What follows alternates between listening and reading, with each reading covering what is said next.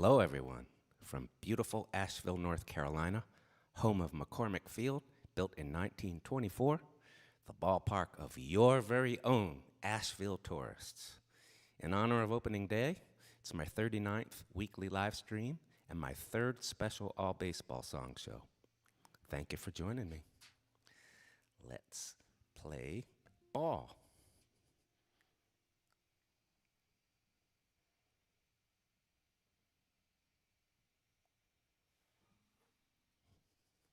Hi there. Glad you could join me today. I'm going to start off with a song about a clown. His name was Max Patterson. He was known as the Clown Prince of Baseball, and for 50 years, Max Patterson did over 5,000 one-night stands in minor league ballparks, primarily all around North America. Never failed to show up for a single one of them. He was in the movie Bull Durham as himself.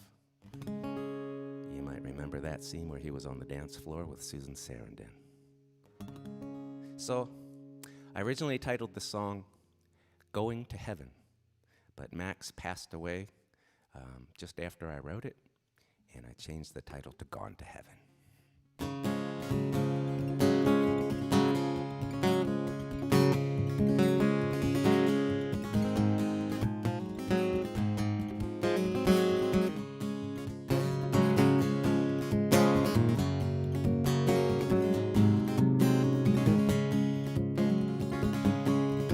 Well, his uniform was baggy, and he had gigantic feet, and his hat was always cockeyed, and he had but a few teeth, and his snoz as big as Baltimore, and a heart as big as Devon. Max Patterson made the children laugh, and for that he's gone to heaven. Max Patterson, he was vaudeville, last of the old-time clowns, funniest looking fella that ever went from town to town, with a kind of face that he himself said only a mother could love. With his loosey-goosey limbs and his floppy leather glove. Well, Max Patterson worked 3 innings. They'd let him coach first base. He'd call a meeting with the batter and then kiss him on the face. Then he'd do his chicken walk, then his geyser bit. Or he'd take a sip of soda, tilt his head back and spit. Oh, Max would leave him howling, then be slumped upon a stool with his back against the locker, full in the whirlpool, dirtied up and sweaty, down to a stockinged feet. He'd give the clubhouse boy $5 to scrape the mud off of his cleats. Oh, the clown Prince of Baseball, he did 5,000 gigs. For 50 years he shared the bill with circus dogs and talking pigs. By the 9th inning, he'd be back at his motel with an early morning wake-up call. The next night he'd be someplace else. Oh, the towels in every motel room, they all smell like chlorine. From the rookie leagues for AAA, all points in between, and all those hotshot prospects ever big league bound. Well, he saw him on the way up, some on the way back down. And oh, to be a clown these days, you've got to have thick skin, flask in your back pocket, bottle of aspirin. The drunk sometimes will get you, but the team that did not win. Oh, it's tough to be a clown these days. You got to have thick skin. Max Patterson loved the children, and the children, they loved him. His body would fall apart sometimes, but he patched it up for them. And he never, ever, not even one time, sold an autograph. Funny man, Max Patterson. He made people laugh. But the times changed on Max Patterson. Along came rock and roll, and they blare it from the speakers now. If ever there's a lull, some guy in a chicken suit circling the bases with a corporate logo on his back, and in 1 or 2 other places. So if there's a St. Peter and he's sitting by the gate, He probably saw Max play sometime and wiped clean Max's slate. That corny old routine dated back to 1947. Max Patterson made the children laugh, and for that he's gone to heaven. Max Patterson made the children laugh, and for that he's gone to heaven. Max Patterson made the children laugh, and for that he's gone to heaven.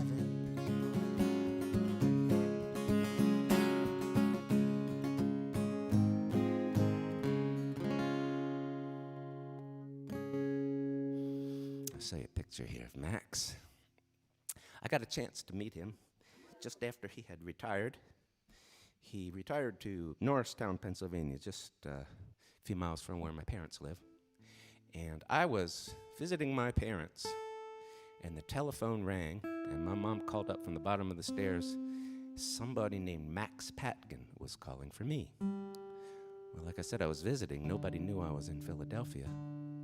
But the reason this happened was because I had just recently given my dad a cassette recording of the song. I had just written it. And my dad passed it along to Angelo Cataldi, a sports radio guy in Philadelphia. And he decided to play it on the air and also invite Max to be on the show. And Max fell in love with the song and called the phone number that my dad had put on the tape. And he called asking for me. And I was there. And so Max invited me to come down the next day and meet him.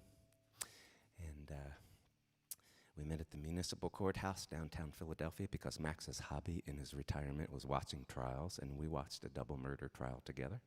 But it turns out Max Patterson wanted to manage me. This is true, folks. Max wanted to set me up with a bunch of gigs at minor league ballparks all around the country. And we decided when I got back from Ireland, where I was headed off to in a couple days from then, I would get in touch with him. And while I was in Ireland, Max Patterson had a heart attack and passed away. That's why I changed the title of my song. This next song is about a fella named Eddie Klepp, who was the first white man to ever play in the Negro Leagues. Here's a picture of him here. He was a bit of an unsavory character. Spent time in jail for arson, breaking and entering, among other crimes.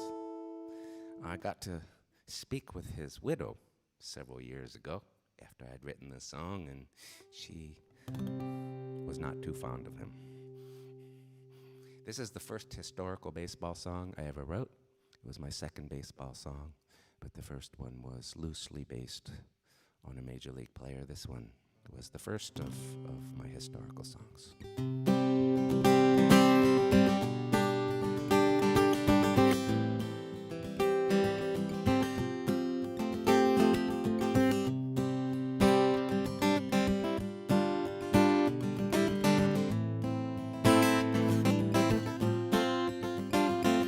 Well, the war had finally ended.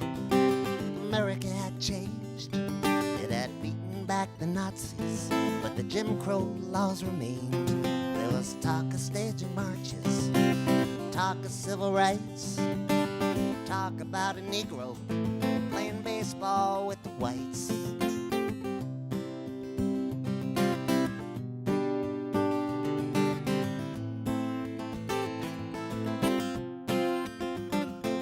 When they walked into the clubhouse and the card players quit playing, everybody stopped in the middle of whatever they were saying.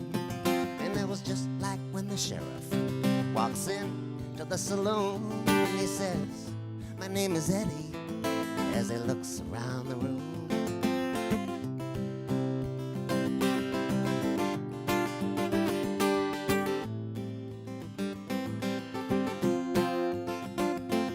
This man's here to play baseball. The manager said to the team, "We're all gonna have to live with this all." That's not what I mean, you know what I mean. And they all did. It went without saying. And the card players looked at their hands and they went on with their playing.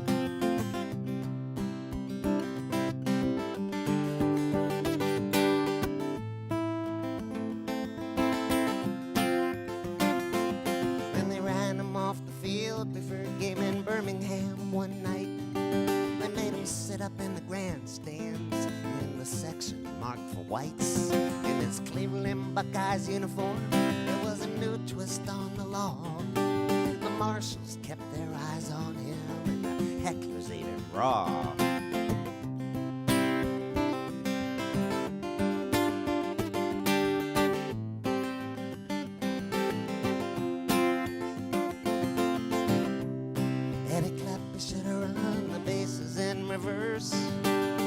A white man in the Negro Leagues, well, that had to be a first. Could not ride the same buses, stay in the same motels, and he could not eat in the same restaurants. He couldn't have mixed clientele. So while Jackie played for Brooklyn, wore the Dodger blue, Eddie crossed the color line, the one without a cue. A white man in the Negro Leagues might as well have been a Jew. And now you mention the name of Eddie Klepp, most everyone says who?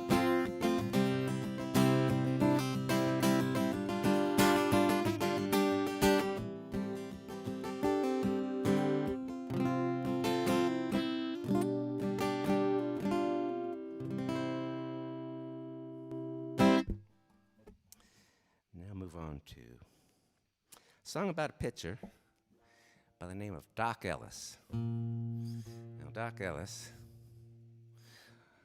was known for doing some funny things in his day, wearing curlers, for one.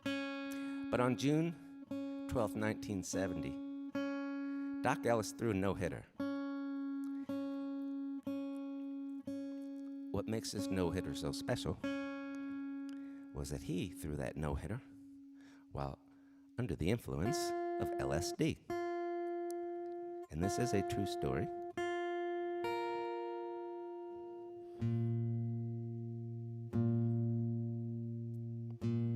And Dirk Lammers, if you're watching today, I'll dedicate this song to you. Dirk has a great book called Baseball's No-Hit Wonders, I think, is the title.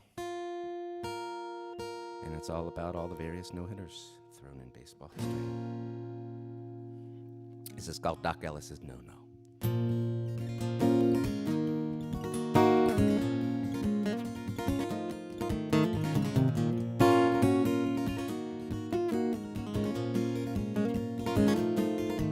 It was a lovely summer's morning, an off day in L.A., so thought one Doc Ellis, see what later say. His girlfriend read the paper, she said, Doc, this can't be right. It says here that you're pitching in San Diego tonight. We got to get you to the airport, so off Doc Ellis flew. His legs were a little bit wobbly and the rest of him was too. Took a taxi to the ballpark, an hour before the game. Gave a half-assed explanation, found the locker with his name.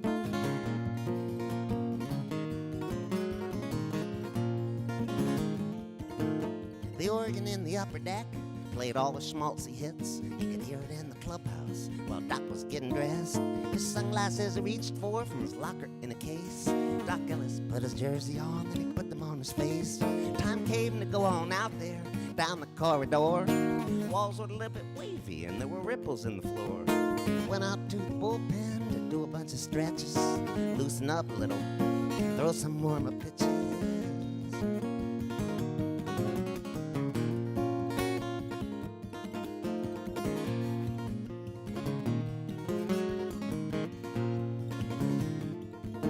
All rose to the national anthem. People took off their hats. Fireworks were exploding and the Cokes were already going flat. Doc was back there in the dugout. So many things to watch. Some players spit tobacco juice and others grabbed their crotch. And the umpire hollered, play ball, and so it came to be. Doc's Pirates batted first when they went down 1-2-3. Doc's catcher put his mask on and he handed Doc the ball, and it was 327 feet to the left and right field walls.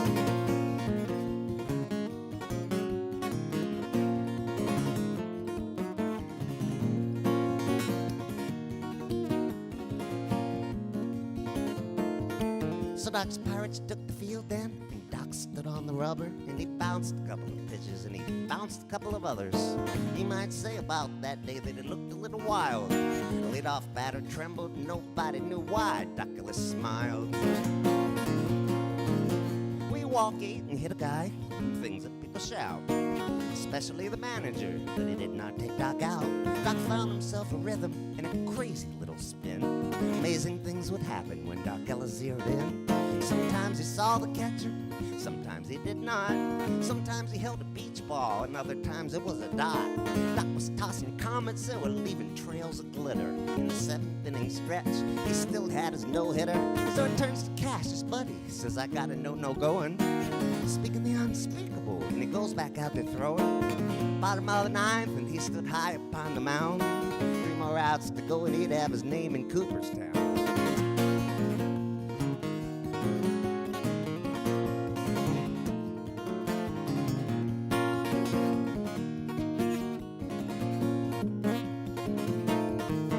First up was Canizaro, and he flied out to a loop. Then Kelly grounded out for Dean, and the shortstop yelled, that's two. Must have been a madhouse, fans upon their feet, littler ones among them standing on their seats. I would have brought up Herbal, but the Spezio pinch hit.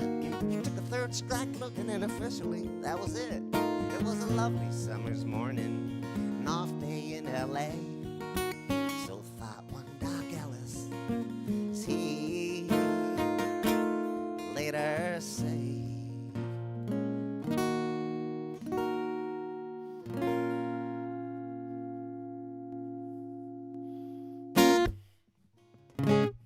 If you are interested in picking up some of my music, you can pick up the Baseball Ballads, Volumes 1 and 2. Also, if you're interested in regular CDs, all my CDs are available, either the CDs themselves from chuckbrodsky.com, or if you're interested in digital downloads, you can get them from bandcamp.com.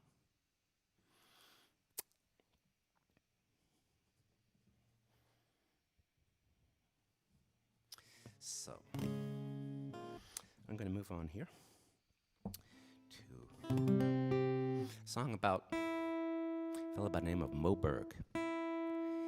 He was a third-string catcher for about 15 years. He was a coach for a few years.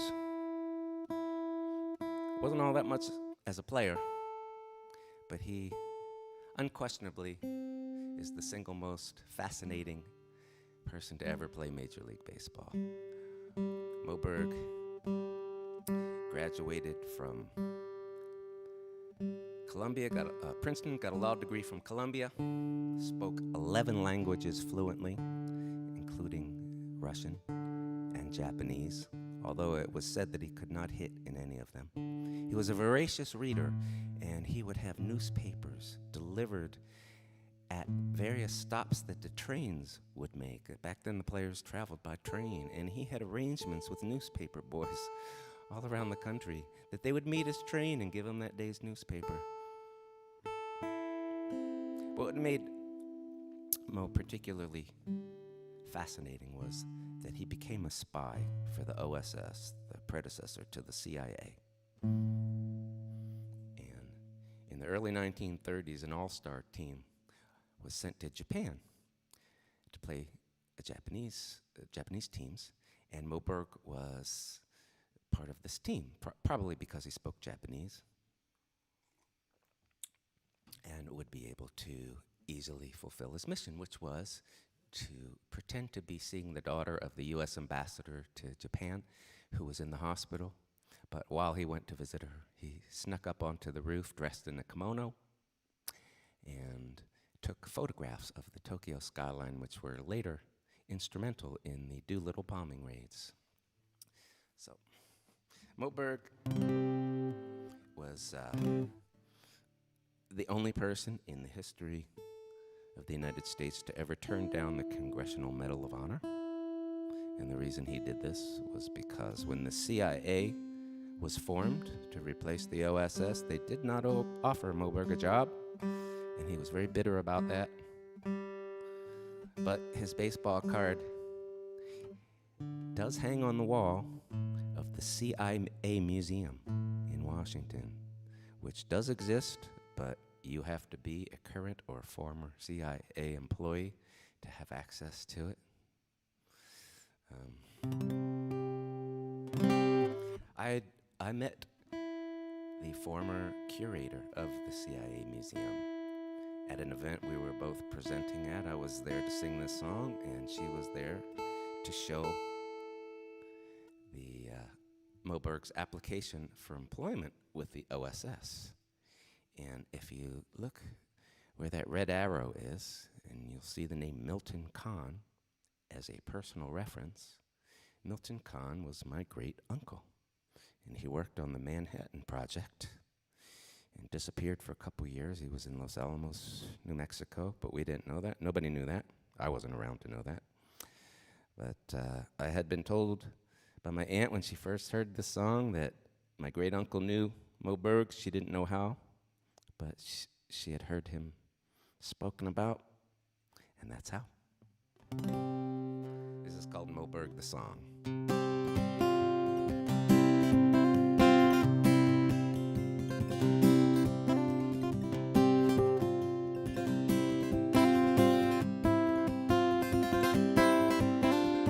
Moberg the catcher, good field and no hit.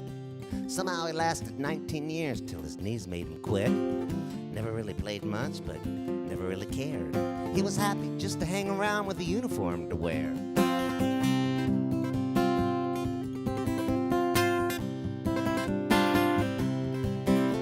Moberg, the Princeton graduate, went on to study law. Got his degree from Columbia, all the while playing ball. The Dodgers came a-calling. They were trying to sign a Jew that could help him sell some tickets in the Bronx and Yonkers, too.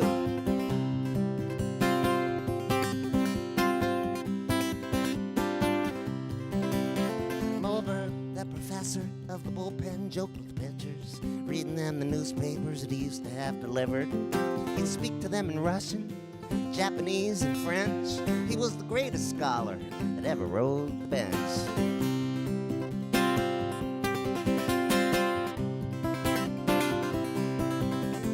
Moberg and the Babe, they went over to Japan with a team of touring all-stars giving clinics for the fans. This was back in the 30s as the world prepared for war. Mo took a lot of pictures. Nobody knew what for.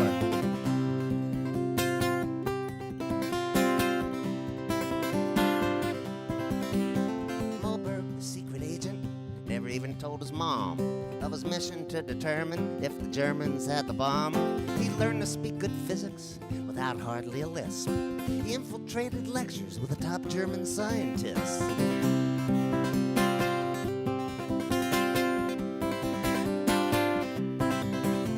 Moberg, the walking riddle, would put his fingers to his lips. If you recognized him on the street, he'd nod and whisper, shh. Kept a lot of secrets that no one will ever know. He knew lots of people, and nobody ever really knew Mo.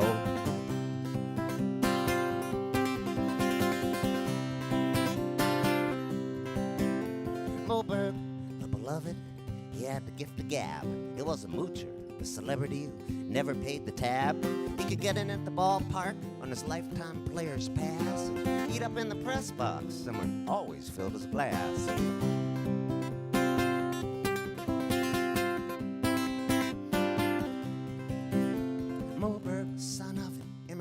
Brought his father shame. All that education, but then he plays a child's game. Mo made it to the majors, but his dad would never go see him. Mo's baseball card is on display at the CIA Museum.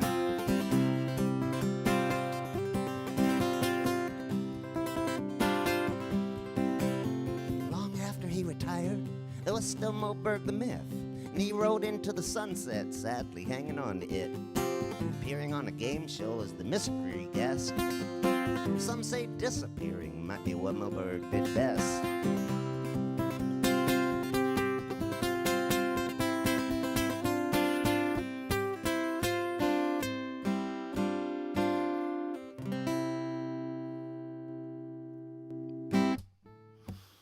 I would love to know where you're watching from. If you could kindly put that into the comments today, I would really like that. Also, as you're aware, there was no admission for today's show, but it is a situation where tips are greatly appreciated, and in fact, great tips equals great karma.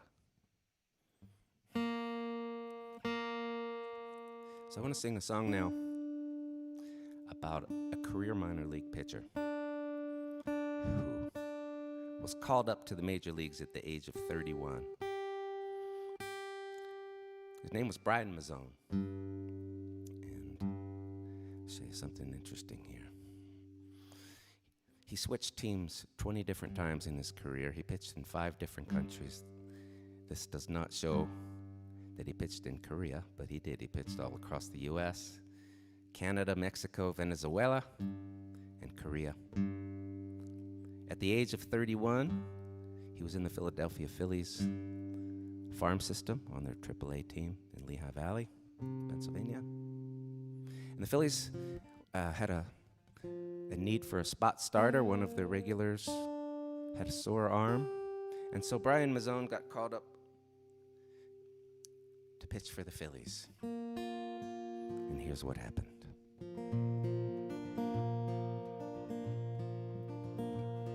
There was orange on the radar. In some places it was red. You saw it on the TV. Well, he was still in bed.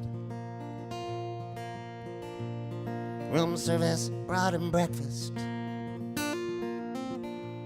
some good coffee as well. And he could get used to staying at a major league hotel. It was raining hard that morning.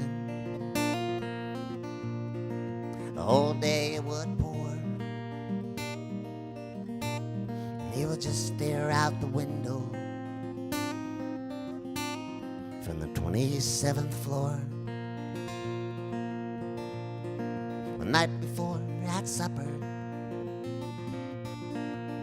some joint in Buffalo, skipper called to tell him that he was going to the show. Text messages and emails were blowing up his phone from all his friends and family, from everyone he'd ever known. His folks flew in from Boston, and his wife just made her flight. They all got there the next day to see him pitch that night. And so he put his big league pants on, and he tied his big league shoes, while a couple of big leaguers were giving interviews. His name was in the lineup, and he was mentioned on the news. He'd knocked around a dozen years for this. He'd even pitched in Veracruz. And so he walked out through that tunnel to stand on a big league mound. His tears mixed with the raindrops, and he felt like he might drown. He squeezed big league baseball. He ran his fingers along the seams. The rain was cruel and stung him as it washed away his dreams. Well, it was flooded in the dugout, and there was a lonely place to sit. He thought of going to Korea, or maybe it was time to quit. And now next time they need a pitcher, they'll probably call up some kid. And every time thereafter, that's exactly what they did. Well, now you can say that's baseball, especially if you never played. But for the guy who worked his ass off and whose dues were overpaid, well, this was all he'd ever wanted ever since the 7th grade. Congratulations were in order, but condolences were paid. Now that tarp was never lifted, and that storm never let up. It's like he got his cup of coffee without the coffee cup. They let him keep his jersey, and they boxed it soaking wet. That was as close to the majors as he would ever get. Well, that tarp was never lifted, and that storm never let up. It's like he got his cup of coffee without the coffee cup.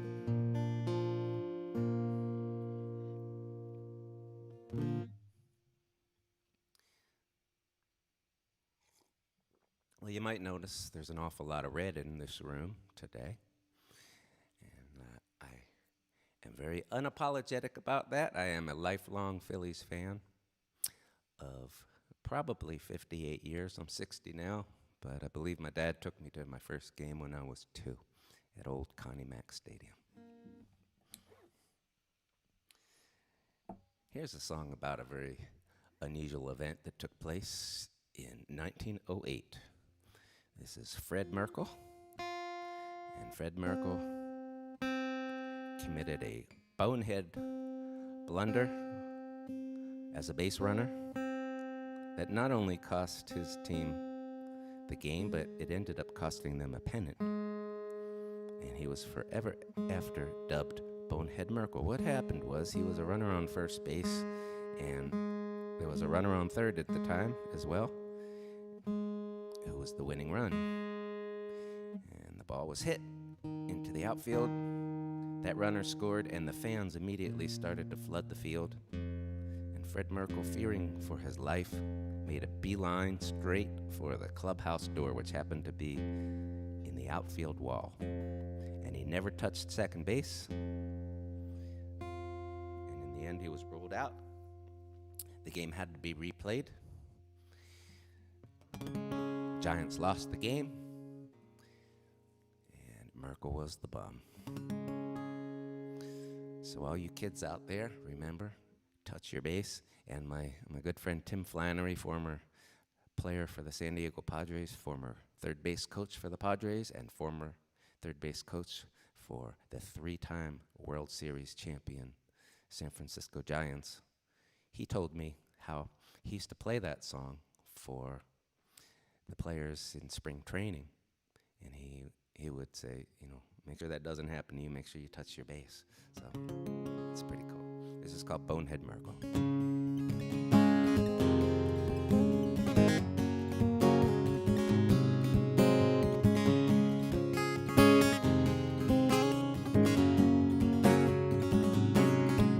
September 23rd, 1908. Cubs against the Giants, and the Giants at the plate. Bridwell came to bat, There were 2 outs and 2 on. It was the bottom of the ninth, and the infield was drawn. 2 weeks left in the season, classic pennant race. Giants had a 1-game lead, and the Cubs were giving chase. Polo Grounds were rocking. Score was tied at 1. Moose McCormick was on third base, and he was the winning run. Which brings us to Fred Merkle, whose name would soon be cursed. He was the other runner, took his lead off first. Bridwell drilled a line drive out into right center. McCormick could have walked on home, and the Giants were the winners. Polo Grounds erupted. Thousands rushed the field. Players all ran for their lives with the fans right on their heels. And Merkle was halfway to second by the time McCormick scored. But then Merkle made a beeline straight for the clubhouse door. The door to the clubhouse, it was in the outfield wall. Merkle never did touch second, and the Cubs retrieved the ball. Throw back to the infield reached the wrong couple of hands. Giants coach McGinnity threw the ball up in the stands, and after a long deliberation, the umpire ruled Merkle out. It would take too long to clear the field of this unruly crowd. Since night games were unheard of then, it would soon be dark. He called the game a 1-1 tie and would have to sneak away from the park.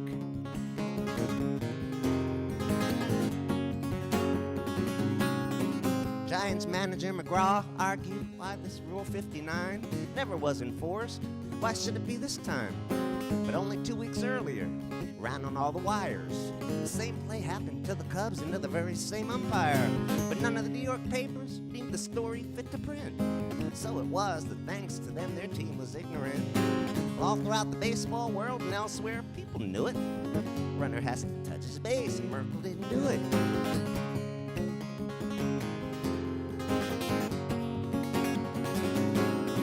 So the matter was turned over to the baseball powers that be. They upheld the ump's decision, and they ruled prophetically that if the season were to end with the Cubs and Giants tied, they'd have to replay the Merkle game so first place could be decided. They replayed the Merkle game, and fee-fi, fo-fum, the Giants lost the pennant. Merkle was the bum.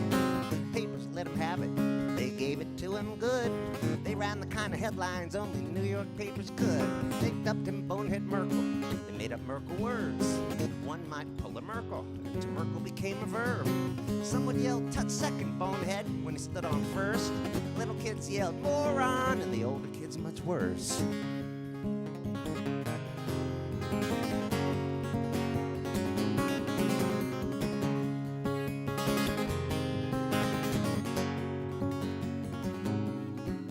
It haunted him his whole life, till 43 years later, in front of 35,000 former Merkle haters. Back there at the Polo Grounds for an old-timers game, was a long-standing ovation when they announced Fred Merkle's name. Well, you know what time it is now. It's time for the 7th inning stretch.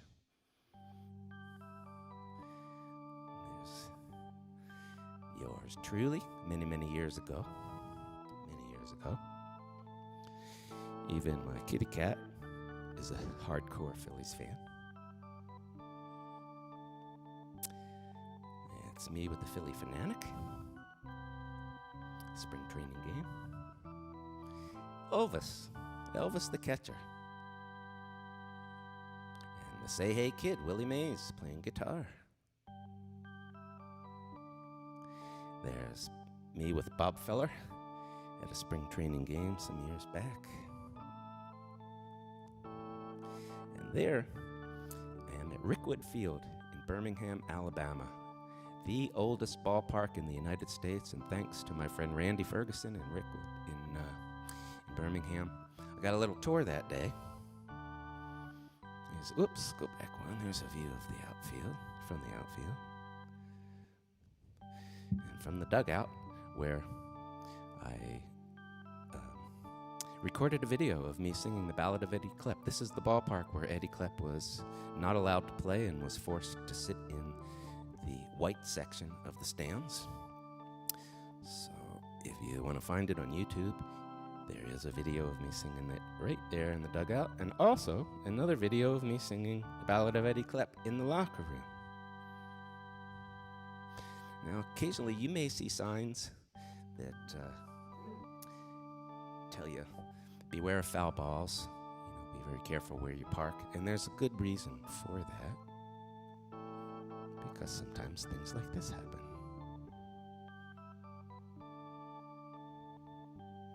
That's from a few years ago when I was invited to throw out the first pitch at a Montgomery Biscuits game in Montgomery, Alabama, AA team. I threw a strike, by the way. And there is the Chuck Brodsky file at the National Baseball Hall of Fame in Cooperstown, New York. I'm just a few files back from the great and legendary Lou Brock. And this fella was the very first European-born pitcher in the major leagues. I'm not even going to try to pronounce his name. If you come to my house, there's always a basket of fresh fruit on the table. A lot of people don't know this, but a baseball has 108 stitches. Oops. Better go back a couple. Typically takes about 10 minutes to stitch a baseball, but this little feller can do it in about half the time. In St. Petersburg, Florida, at the Museum of History, there is an incredible exhibit.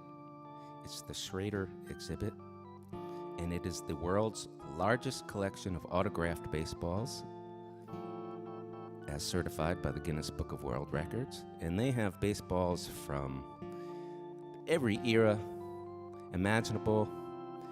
The women baseball players from the All-American Girls Professional Baseball League, Negro League players. They have a whole section with politicians, kings and queens and presidents and senators. They have a section with artists and entertainers, and there is a Chuck Brodsky ball, and look at who I am wedged in between, and caddy corner up to the left from, and here's a close-up of the Chuck Brodsky ball. And if you go to St. Petersburg and you go to the Museum of History, you can see this, you can find this. One of my favorite things about the beginning of the baseball season is that it's possible for pitchers to have ERAs like of 162. But even better than that, how about infinity? This guy didn't get a single batter out. Now this is People's Natural Gas Field, home of the Altoona Curve in Pennsylvania. And I can't help but wonder if the locals refer to it as Fart Field. I want to read you this. This is great. This was written by Anonymous. Mother, may I slug the umpire? May I slug him right away? So he cannot be here, mother, when the clubs begin to play. Let me clasp his throat, dear mother, in a dear delightful grip. With one hand and with the other, bat him several in the lip. Let me climb his frame, dear mother, while the happy people shout. I'll not kill him, dearest mother, I will only knock him out. Let me mop the ground up, mother, with his person, dearest, do. If the ground can stand it, mother, I don't see why you can't, too. Mother, may I slug the umpire? Slug him right between the eyes. If you let me do it, mother, you shall have the champion prize. Isn't that great? So, here's a very unusual story. In 1911 and 1912, the Wyoming State Penitentiary had a prison baseball team. And every member on it was on death row. And they were literally playing for their lives. And if a player started to screw up, his execution date would be set. This is called the Death Row All-Stars.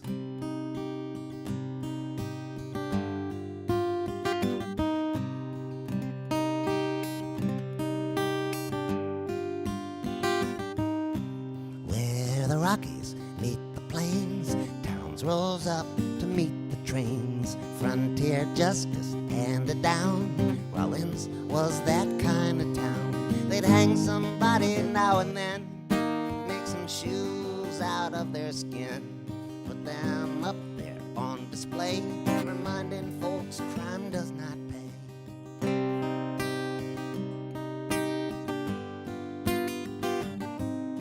Wyoming built the state pen here for the worst of men to spend their years. Tom Horn had been the last to hang before the shortstop Joseph sang. Now all my teammates one by one, and each of us a mother's son, will follow to the gallows pole. Lord have mercy on my soul.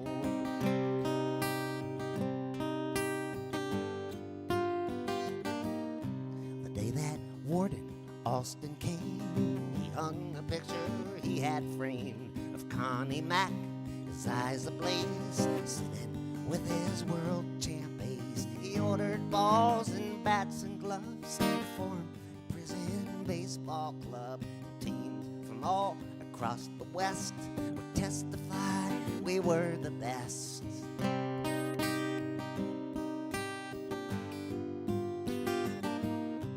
Practice in the prison yard, concrete diamond pock and scarred.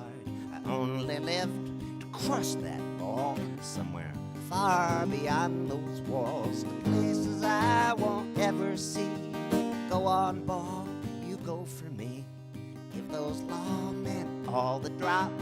Keep on rolling, never stop.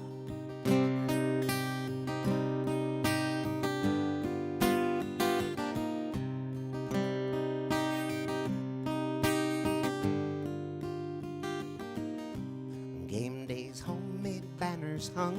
The streets were full and the bells were rung. The Carbon County volunteer band played for the people in the stands. Our dark blue flannels trimmed with white, they fit just fine, baggy or tight compared to wearing prison blues. They kept us off the working crews.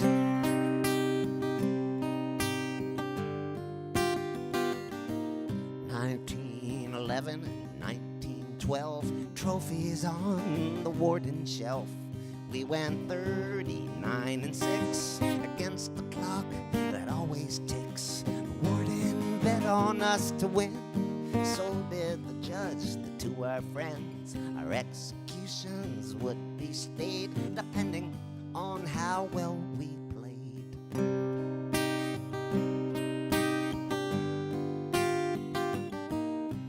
Yesterday, I struck out twice. I lay all night on a bed of ice. The warden called me in this morning, asked me for my uniform, offered me a cigarette, told me that my date's been set.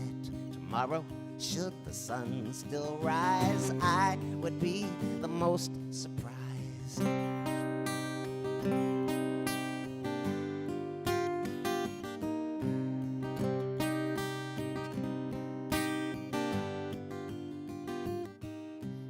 This here 5x7 cell at the old Crossbar Hotel. I leave things just the way they are, the photographs and the baseball cards. Whoever has to take them down, there's one of me out on the mound. Send it to my mama, please. Tell her I died from some disease.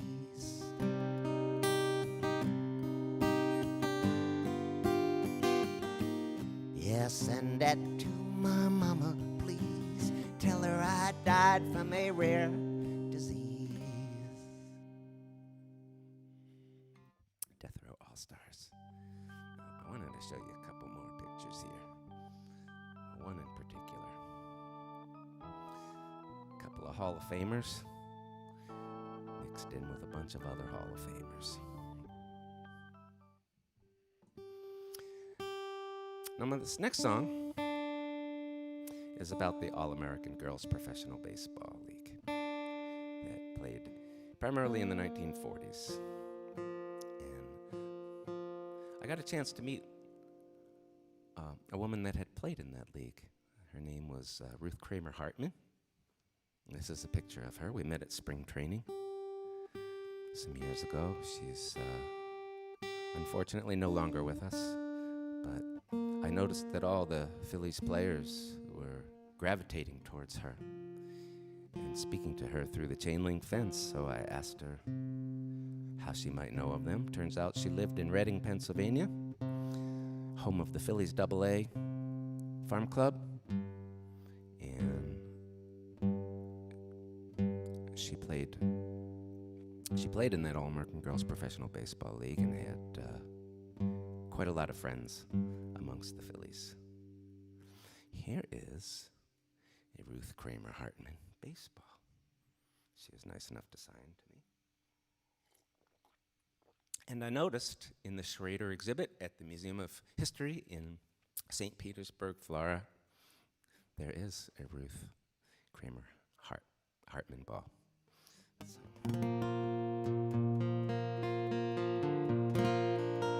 This is called The Country Needed Baseball.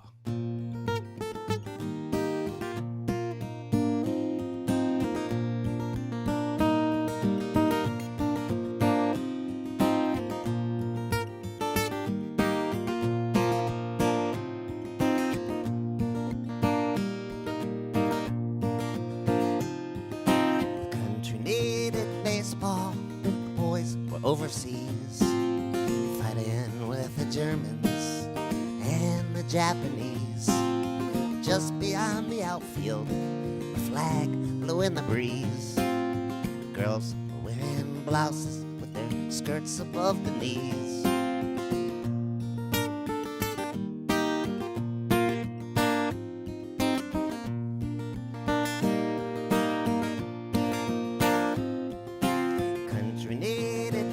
And the girls were really good. Sounds were therapeutic of a cowhide meeting wood. They hustled and got dirty, skinned their elbows and their knees. And for a couple precious hours, people's minds could be at ease.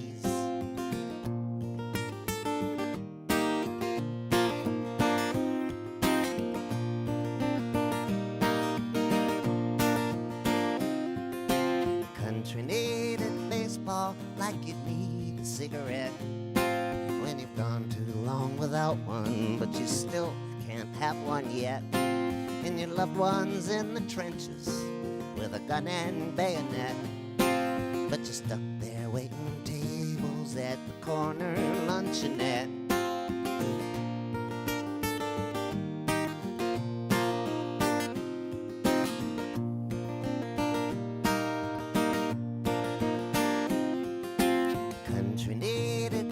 To give itself a lift. Not every patriotic woman had to fill a factory shift. Some could hit a curveball, others could throw strikes.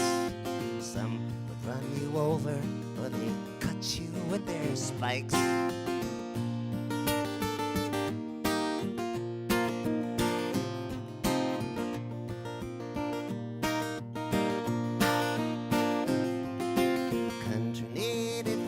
On Sunday afternoons, stadiums would fill up, there'd be banners and balloons. There was Cracker Jack and peanuts, hot dogs, beer and coke. Just like when the boys played, it all tasted like cigar smoke.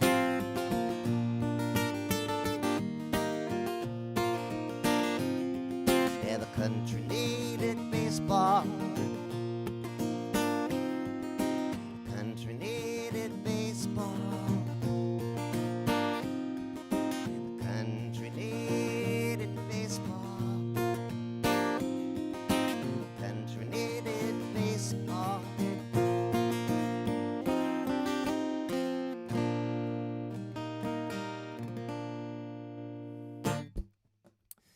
So today's starting lineup was brought to you by my patrons on patreon.com, and this is something I wanted to tell you about. Patreon.com is a fantastic platform where people can support their favorite artists on a monthly basis, And you can do so for as little as $1 a month or up to any amount, really. And it gives me, in these uncertain times, a little bit of a sense of security, knowing that a certain concrete amount will come in at the beginning of every month. I have no other means of making an income these days aside from live streaming. As you all know, live concerts have been shut down for a full year now. And even though I may do an odd one-off concert here and there, it won't be possible to tour most likely before the start of 2022. So I am relying on tips weekly and on my patrons. And in exchange for supporting me on patreon.com, I make things available to my patrons that I don't share elsewhere. Things like first drafts of new songs, or things that I record in the recording studio but have not yet released. For example, a couple of songs in the last few weeks that I have recorded and shared, the raw versions, the rough mixes, as we say. Backstories to songs. I have Zoom hangouts with my patrons, an occasional private concert for my patrons, and polls like this one, where I asked my patrons to please vote on their favorite baseball songs of mine and choose the starting lineup for today. And so that's what we have here. Once again, if you're interested in picking up some of my music, there are several ways that you can do that.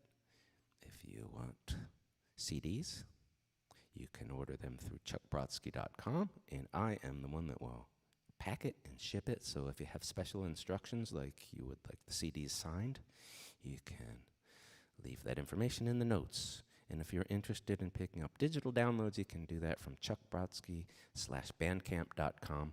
And my digital downloads are available on a pay whatever amount you want to basis, just like admission for these concerts, these live stream concerts.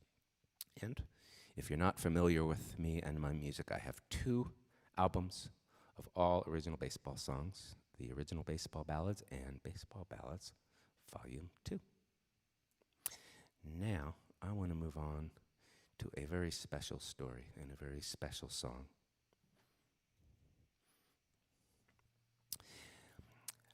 When Jackie Robinson was first signed by the Brooklyn Dodgers, he needed to start off in the minor leagues, and so he first played for the Montreal Royals, which was the top farm club of the Dodgers at the time.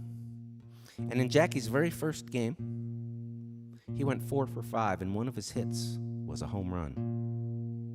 Now, there were 2 other runners on base when Jackie hit that home run. And when they crossed home plate, they continued running straight for the dugout. This man standing at home plate was the next batter, the on-deck batter. His name was George Shuba, George Shotgun Shuba. And George Shuba approached home plate and stood there with his hand out and a big smile on his face. And he greeted Jackie Robinson as he crossed home plate. And this moment was captured by a photographer. And when George Shuba passed away 5-6 years ago or so, I saw this photo posted on Facebook, and it spoke to me. And it caused me to write this song, which is called The Handshake. And George Shuba's son, Mike, I believe, is watching today, so a shout out to you, Mike. And I'm very, very pleased to be able to tell you that a statue has been commissioned and will be unveiled of this very handshake in Youngstown, Ohio. Will be unveiled and dedicated in late July. And as of right now, I am planning on being there to sing this song. This is called The Handshake. And Mike Shuba, this is for you.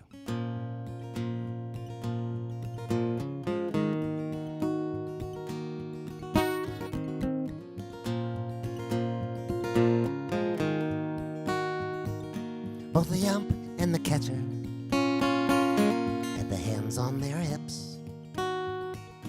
It was only a handshake, was a coming to grips.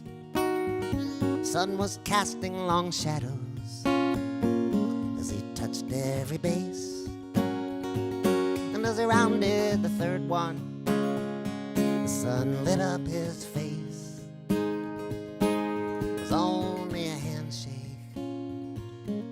Well, maybe not quite. It was captured on camera in black and white. Two of them smiling as he crosses the plate, as he crosses the line, when he knows that he's safe. It's only a handshake on opening day.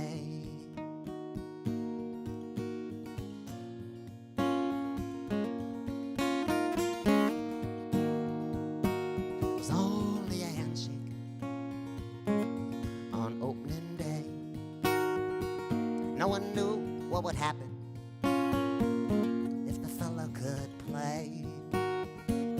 It was only a handshake, but it was the first. And of course there were others who stood up and cursed. It was only a handshake on a minor league field. And it wasn't till later it became a big deal. It's just something that happened. It was nothing he'd planned. A guy hit a homer, so he stuck out his hand. It's only a handshake, a bond between men, teammate to teammate. That's all it was then. He stood there to greet him. Could have waited on deck. It was only a handshake, but he showed him respect. It was only a handshake. It was only a handshake. It was only a handshake.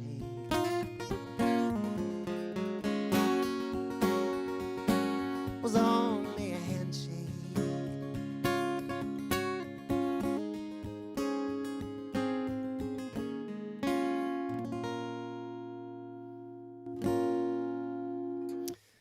Well, thank you all so much for tuning in today to my third special all baseball song show. And if you're interested in watching the other two, they are in the archives of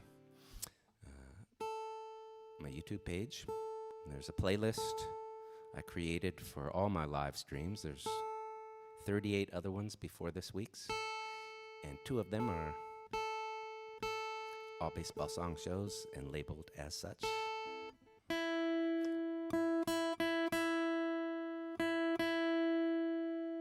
So this is a song about my very, very favorite player of all time. Fellow that I grew up watching in Philadelphia. His name was Dick Allen. As a kid, when I was growing up, everybody called him Richie Allen. And in this song, I call him Richie Allen because it's set in the early 1960s. My dad first started taking me to old Connie Mack Stadium, like I mentioned earlier, probably when I was about 2 years old. And when I was 4, the Phillies brought Richie Allen up to the major leagues. He was the Rookie of the Year in the National League in 1964. He was perennial all-star, perennial among the home run leaders every year. But the Philadelphia fans would boo him every time he came up to bat. And I don't have time to get into all of the reasons why, but there were 2 in particular. One, the 1964 Phillies had a 6.5 game lead with only 12 games left to play. over the second place club, and they promptly collapsed. One of the worst collapses in the history of baseball, and even though World Series tickets had already been printed up. I'm trying to show you one here, but it doesn't want to let me, so let me see if I can find it. I have one. In 1964, the Phillies, there we go, printed up these. And thanks to my friend Chip in Philadelphia, I've got this. There was another incident that was very unfortunate.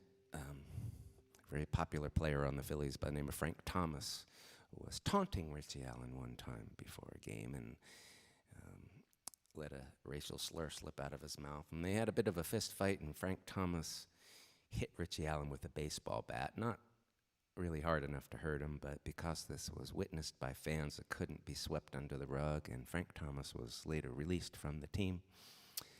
And that caused a lot of people to turn on Richie Allen, unfortunately. And he started to write words in the dirt. Things like boo, right back at the fans. Which, of course, only made some people boo louder and longer. But he was my hero. I never booed him. My dad never booed him. What a lot of people may not know about him was that he recorded a record album.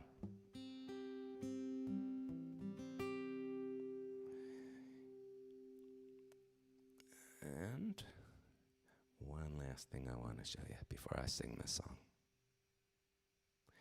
Mark Carfagno, this is for you. This is also for my dad. And this is for Mom, too. And everybody who loved Richie Dick Allen. Thank you again for tuning in.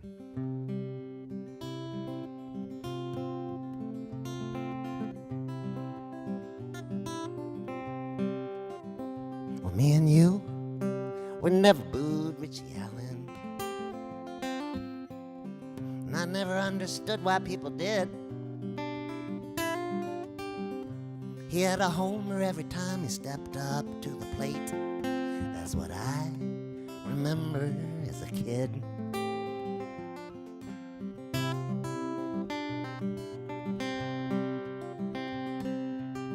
Richie in the field out there by first base, the target of some mighty foul words. With his shoes he'd scrawl between the pitches. Boo, great big letters in the dirt.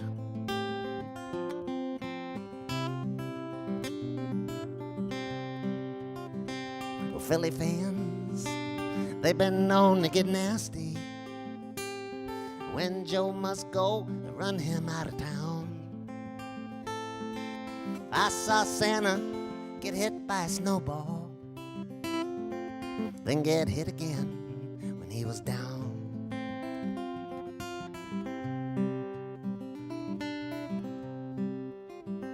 Well, me and you were never booed, Richie Allen. Even if he did sometimes strike out. Was too young to read the papers, to know what all that booing was about.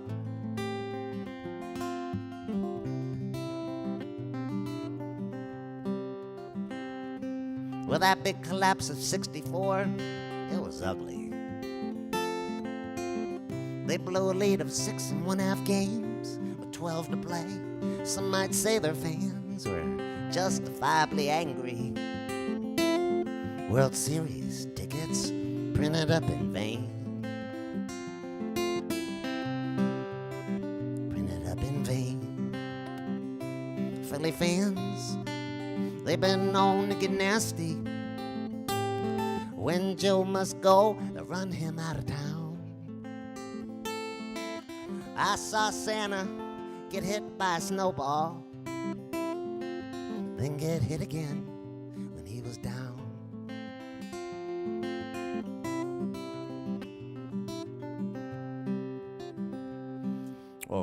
About 25 years ago, I had a chance to meet Dick Allen in person.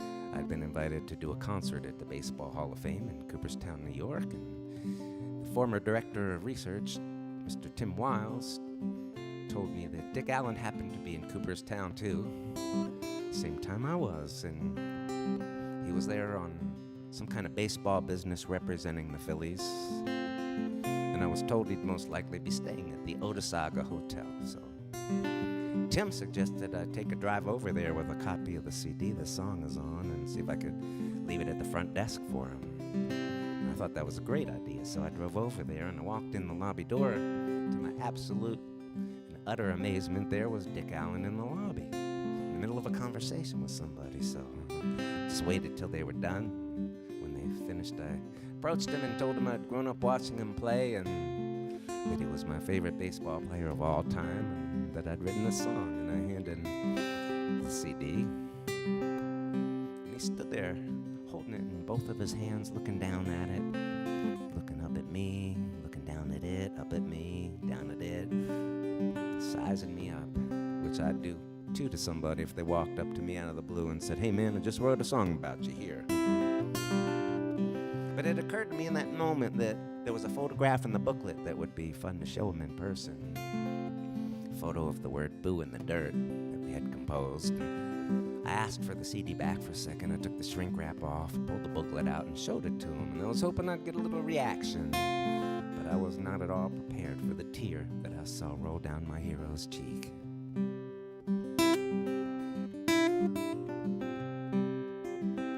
This was before the days of the $1 million contracts, and before the days of the artificial grass. He stood a bit outside the lines, which made him fair game for those times. 'Cause Richie Allen, he never kissed the white man's ass.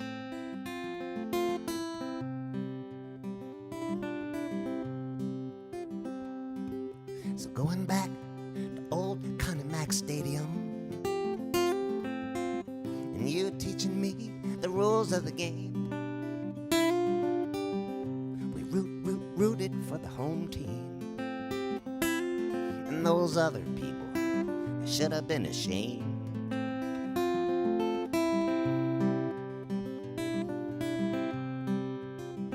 Well, me and you, we never booed Richie Allen. Now we'd pound our mitts and we'd yell, "We want a hit." How could they call a guy a bum after he just hit a home run? That didn't make any sense to a kid.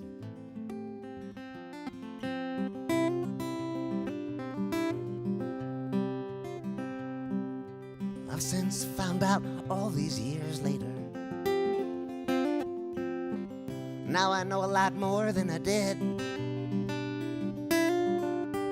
And if back then you knew, Daddy, why all those other people booed, thanks for letting me have my heroes as a kid.